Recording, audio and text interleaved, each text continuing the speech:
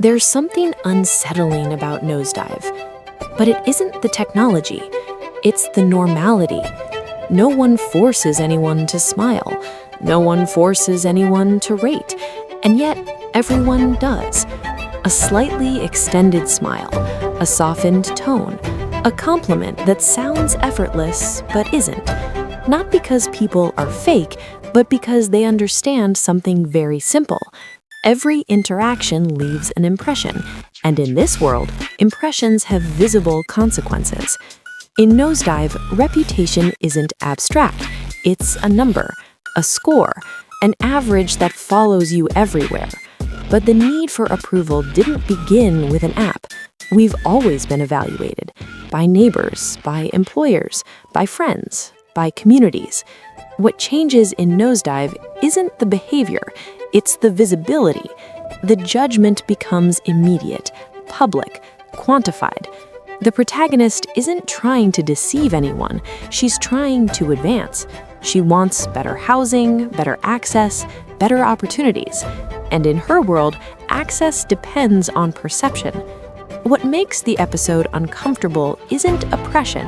No one appears chained. Everyone understands the rules, and everyone participates. Because reputation serves a real purpose. It builds trust, it creates order, it opens doors. The problem isn't wanting to be well perceived. The problem begins when perception replaces identity.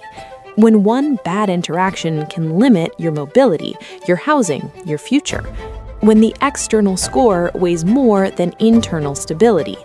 But instead of asking whether the system is exaggerated, a more relevant question might be this: how much of our identity is already shaped by constant evaluation?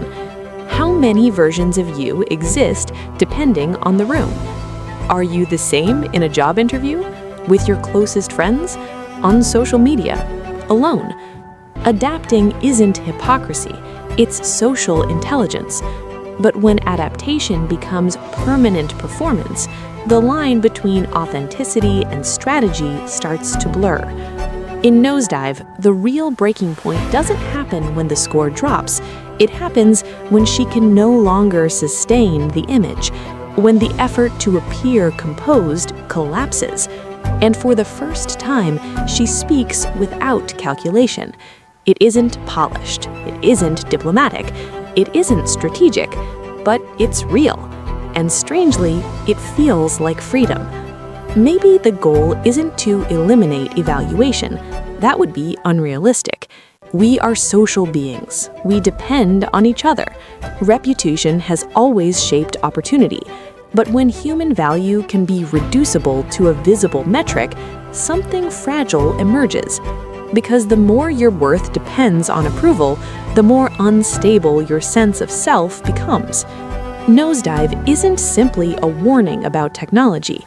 It's an amplification of something we already practice: the careful phrasing, the measured reactions, the almost automatic adjustments to fit expectations. The only difference is that in the episode, the score is visible.